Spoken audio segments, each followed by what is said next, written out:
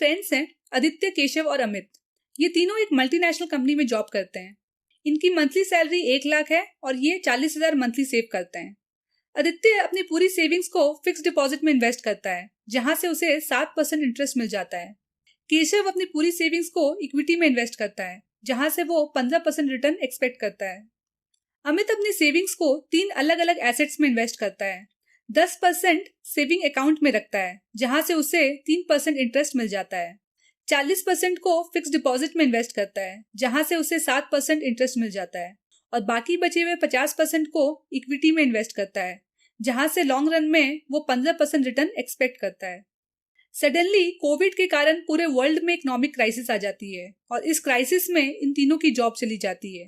अब जब तक दूसरी जॉब नहीं मिल जाती, इन्हें सेविंग से ही अपना सारा खर्चा चलाना पड़ेगा। चूंकि आदित्य अपनी सारी सेविंग्स को फिक्स डिपॉजिट में इन्वेस्ट करता था, उसे एफडी लिक्विडेट करके पैसा विड्रॉ करना पड़ता है। केशव अपनी सारी सेविंग्स को स्टॉक मार्केट में इन्वेस्ट करता था और कोविड के टाइम स्टॉक मार्केट काफी गिर गया था, जिसके कारण उसका पैसा आधा हो गया। अब इस इमरजेंसी सिचुएशन में उसे लॉस में अपना स्टॉक बेचना पड़ जाता है। अमित अपनी सेविंग्स को अलग अलग एसेट्स में इन्वेस्ट करता था। इमरजेंसी सिचुएशन के लिए उसने सेविंग्स अकाउंट और फिक्स डिपॉजिट में अलग से पैसे जमा किए थे, जिसे वो इस इमरजेंसी में यूज कर लेता है और इसके कारण उसे लॉस में अपने स्टॉक्स को सेल करने की जरूरत नहीं पड़ती है। इसीलिए कहते हैं don't put all your eggs in one basket. इस केस में don't put all your savings in one asset. आज इस वीडियो में हम सीखेंगे एसेट एलोकेशन क्या होता है और ये क्यों इतना इंपॉर्टेंट है, कौन से फैक्टर्स हैं जो इसे अफेक्ट करते हैं, एसेट एलोकेशन करने की क्या स्ट्रैटेजीज हैं, और लास्ट में हम एक बहुत ही फेमस हेज फंड मैनेजर की पोर्टफोलियो स्ट्रैटेजी को समझेंगे। तो वीडियो को एंड तक जरूर देखिएगा। सबसे पहले समझते हैं what is asset allocation. Asset allocation is the process of investing across diversified asset classes like equity, fixed income securities, real estate, derivatives, etc. अगर आप अपने पैसे को कैश फॉर्म में रखते हैं तो आपको इससे 0% रिटर्न मिलता है। अगर आप इसे सेविंग्स अकाउंट में रखते हो, जो कि कैश फॉर्म ही है, वहां से आपको 2 से 3% रिटर्न मिल जाता है। अगर आप फिक्स्ड इनकम सिक्योरिटीज जैसे fix deposit, provident fund etc. में इन्वेस्ट करते हो तो वहां से आपको 6 से 7% इंटरेस्ट मिल जाता है। अगर आप रियल एस्टेट में इन्वेस्ट करते हो, लेट्स से रेजिडेंशियल प्रॉपर्टी, तो वहां से आपको 2 से 3% का रेंटल यील्ड आ जाता है। अगर आप लॉन्ग टर्म के लिए इक्विटी में इन्वेस्ट करते हो, जैसे डायरेक्ट स्टॉक्स या म्यूचुअल फंड, यहाँ से आप 12 से 15% रिटर्न अर्न कर सकते हो, डिपेंडिंग आपका क्या रिस्क प्रोफाइल है और आपको मार्केट की कितनी नॉलेज है। आपको इन्वेस्ट क्यों करना चाहिए? To beat inflation. इन्फ्लेशन के कारण फ्यूचर में आपकी परचेजिंग पावर कम हो जाती है। फॉर एग्जाम्पल, मान लेते हैं इस साल आपका महीने का घर खर्च 10,000 में हो जाता है। 7% इन्फ्लेशन के हिसाब से नेक्स्ट ईयर यही सेम खर्च बढ़ के 10,700 हो जाएगा और उसके नेक्स्ट ईयर 11,450। यानी महंगाई के कारण आपका लिविंग कॉस्ट बढ़ता जाएगा और उसके लिए आपको ज्यादा पैसे की जरूरत पड़ती जाएगी। ऐसे में अगर आपकी इनकम 7% से ज्यादा ग्रो नहीं होगी तो आप अपना घर का खर्च नहीं चला पाओगे और आपको फाइनेंशियल प्रॉब्लम हो जाएगी। इसीलिए हम इन्वेस्ट करते हैं ताकि हम अपने पैसे को इन्फ्लेशन से ज्यादा ग्रो कर सकें। दूसरा, टू अचीव फाइनेंशियल गोल्स। आपके बहुत सारे गोल्स हैं जिसे आपको पूरा करना है, जैसे घर खरीदना, बच्चों की पढ़ाई, उनकी शादी etc. इसे पूरा करने के लिए आपको एक बड़े अमाउंट की जरूरत पड़ेगी और इसीलिए आप इन्वेस्ट करते हो ताकि आप अपने पैसे को ग्रो करके एक बड़ा अमाउंट सेव कर सको और अपने सारे गोल्स को पूरा कर सको। तीसरा, टू सेव फॉर रिटायरमेंट। आप कितनी एज तक काम करोगे? 50 साल, 60 साल, 70 साल? कहने का मतलब है हम सब एक लिमिटेड टाइम तक ही काम कर सकते हैं और रिटायरमेंट के बाद हमें अपने लिविंग कॉस्ट के लिए अपनी सेविंग्स पे डिपेंड होना पड़ेगा। ऐसे में अगर आप अपने पैसे को इन्वेस्ट करके ग्रो नहीं करोगे तो रिटायरमेंट के बाद हो सकता है आपको दूसरों पे फाइनेंशियली डिपेंड होना पड़ जाए। इसीलिए इन्वेस्ट करके पैसे को ग्रो करना बहुत जरूरी है। मैंने अपने last video power of compounding में ये समझाया है कि अगर आप अपने पैसे को ऐसे एसेट्स में इन्वेस्ट करोगे जहां से आपको हाई रिटर्न मिल सके, जैसे इक्विटी, तो आपका पैसा कंपाउंडिंग से काफी ग्रो करेगा और आप एक बड़ा अमाउंट सेव कर पाओगे। तो क्या हमें सिर्फ रिटर्न देख के कहीं भी इन्वेस्ट कर देना चाहिए? अगर हम हाई रिटर्न के हिसाब से इन्वेस्ट करें तो हमें अपना सारा पैसा लेट्स से इक्विटी में इन्वेस्ट कर देना चाहिए। पर आप देख सकते हो केशव के केस में उसने अपना सारा पैसा इक्विटी में इन्वेस्ट कर दिया था पर इमरजेंसी सिचुएशन में जब उसे पैसे की जरूरत पड़ी तो उस समय मार्केट डाउन होने के कारण नुकसान में ही उसे अपना स्टॉक बेचना पड़ा, और ये एक हाई रिस्क है। अगर हम लो रिस्क के हिसाब से इन्वेस्टमेंट करें तो हमें अपना सारा पैसा डेट में इन्वेस्ट कर देना चाहिए। जैसे आदित्य के केस में उसने अपना सारा पैसा फिक्स डिपॉजिट कर दिया था। बट डेट में आपको इन्फ्लेशन से ज्यादा रिटर्न नहीं मिलता और लॉन्ग रन में आपका पैसा उतना ग्रो नहीं कर पाता। इसीलिए एसेट एलोकेशन करना बहुत इंपॉर्टेंट है ताकि हम रिस्क और रिटर्न में एक बैलेंस क्रिएट कर सकें। जैसे अमित ने किया, उसने इमरजेंसी सिचुएशन के लिए डेट में इन्वेस्ट किया और लॉन्ग टर्म गोल्स को पूरा करने के लिए इक्विटी में इन्वेस्ट किया। इससे उसका ओवरऑल पोर्टफोलियो का रिटर्न बढ़ गया और रिस्क भी कम हो गया। अब किस एसेट में कितना इन्वेस्ट करना है वो कैसे डिसाइड करें? एसेट एलोकेशन बहुत सारे फैक्टर्स पे डिपेंड करता है, जिससे समझना बहुत जरूरी है। सबसे पहले age. Lower the age higher the risk appetite. इसका मतलब है कि अगर आप यंग हो तो आप इक्विटी में ज्यादा एक्सपोजर ले सकते हो। 100 माइनस एज एक थंब रूल है जिसके हिसाब से 100 minus your age should be your equity allocation. For example, अगर आपकी एज 25 साल है तो आप इस फॉर्मूले के हिसाब से 75% तक इक्विटी में इन्वेस्ट कर सकते हो। उसी तरह higher the age lower the risk appetite. अगर आपकी एज 60 साल है तो आपका रिटायरमेंट नजदीक है। रिटायरमेंट के टाइम आपका एम होता है रेगुलर इनकम, इसीलिए आपको डेट में ज्यादा एक्सपोजर लेना चाहिए। चूंकि स्टॉक मार्केट बहुत ही वोलेटाइल होता है तो इक्विटी में एक्सपोजर आपका कम होना चाहिए, लेस देन 40%। दूसरा है इनकम स्टेबिलिटी।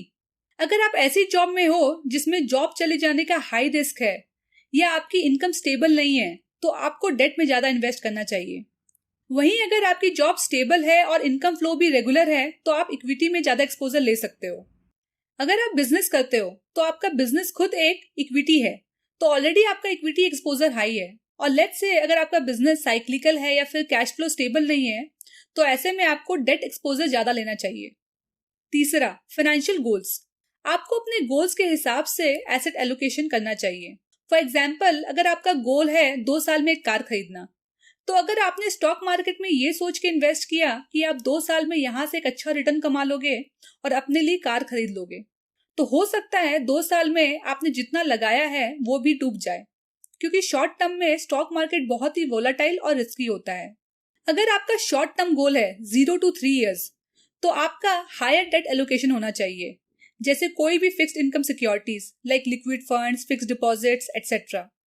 अगर आपका मीडियम टर्म गोल है 3 to 5 years, तो आप इक्विटी और डेट दोनों में इन्वेस्ट कर सकते हो। अगर लॉन्ग टर्म गोल है मोर देन 5 years, तो आप हायर इक्विटी एक्सपोजर ले सकते हो, जैसे direct equity, mutual funds etcetera. Number of dependents. अगर आपकी फैमिली में कमाने वाले सिर्फ आप हो और आपकी इनकम पे बहुत लोग फाइनेंशियली डिपेंडेंट हैं, तो ऐसे में आपके खर्चे ज्यादा हो सकते हैं, जैसे मेडिकल एक्सपेंसेस, स्कूल फीस या कोई भी इमरजेंसी एक्सपेंसेस। इसके लिए आपको ज्यादा लिक्विडिटी मेंटेन करने की जरूरत है। ऐसे में आपका डेट एक्सपोजर ज्यादा होना चाहिए। Risk profile. आपका रिस्क प्रोफाइल आपकी रिस्क टॉलरेंस लेवल और रिस्क टेकिंग कैपेसिटी से पता चलता है। रिस्क टेकिंग कैपेसिटी बहुत सारे फैक्टर्स पे डिपेंड करती है, जैसे आपका फाइनेंशियल गोल्स क्या हैं, आपकी इनकम सोर्सेज क्या हैं, आपकी इनकम स्टेबल है या नहीं, आपकी एज क्या है, आप कितने टाइम के लिए इन्वेस्ट कर रहे हो etcetera. Risk tolerance level depend करता है आपके बिहेवियर और इमोशंस पे। मार्केट के उतार चढ़ाव से आप कितने कंफर्टेबल हो। मार्केट में हर दिन इंफॉर्मेशन फ्लो होती है, जिससे मार्केट में उतार चढ़ाव आता रहता है। ऐसे में आप कितना रिस्क ले सकते हो, कितने पैसा लॉस करने के लिए तैयार हो, क्या आप इमोशंस के बेसिस पे इन्वेस्टमेंट का डिसीजन लेते हो, इससे आपका रिस्क टॉलरेंस लेवल पता चलता है। अगर आपका रिस्क टॉलरेंस लेवल कम है तो आप एक कंजर्वेटिव इन्वेस्टर हो और आपको लो इक्विटी एक्सपोजर लेना चाहिए और हायर डेट एक्सपोजर। अगर आप ज्यादा रिटर्न कमाने के लिए पैसा लूज करने के लिए भी तैयार हो तो आपका रिस्क टॉलरेंस लेवल हाई है और आप एक एग्रेसिव इन्वेस्टर हो।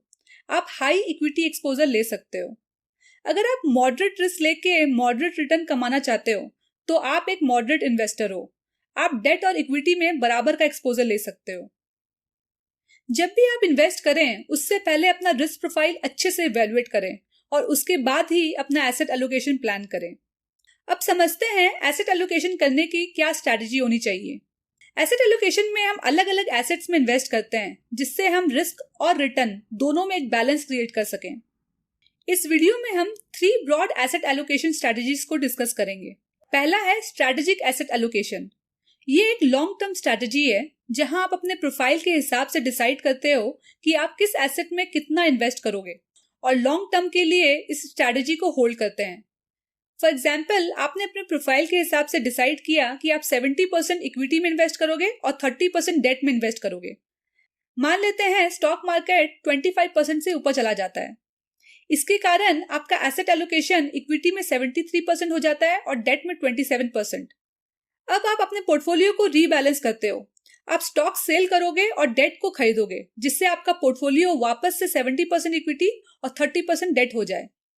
इस स्ट्रेटेजी का एडवांटेज है कि आप अपने इन्वेस्टमेंट में एक डिसिप्लिन मेंटेन करते हो और मार्केट में होने वाले उतार चढ़ाव से कोई हैस्टी डिसीजन नहीं लेते हो। स्ट्रेटेजिक एलोकेशन का सबसे बड़ा डिसएडवांटेज है कि ये एक रिजिड स्ट्रेटेजी है। अगर लेट्स से मार्केट में शॉर्ट टर्म के लिए ऐसी अपॉर्चुनिटीज आती हैं जहां इन्वेस्ट करके आप अपने पोर्टफोलियो का रिटर्न बढ़ा सकते हो, पर इस स्ट्रेटेजी को आप एक्टिवली मैनेज नहीं कर सकते। इस डिसएडवांटेज को दूर करने के लिए आप एक नई स्ट्रेटेजी फॉलो कर सकते हो। इसे टैक्टिकल एसेट एलोकेशन स्ट्रेटेजी कहते हैं। ये स्ट्रेटेजिक एसेट एलोकेशन का वेरिएंट है जहां शॉर्ट टर्म में आप मार्केट में आने वाली अपॉर्चुनिटीज का फायदा उठा सकते हो।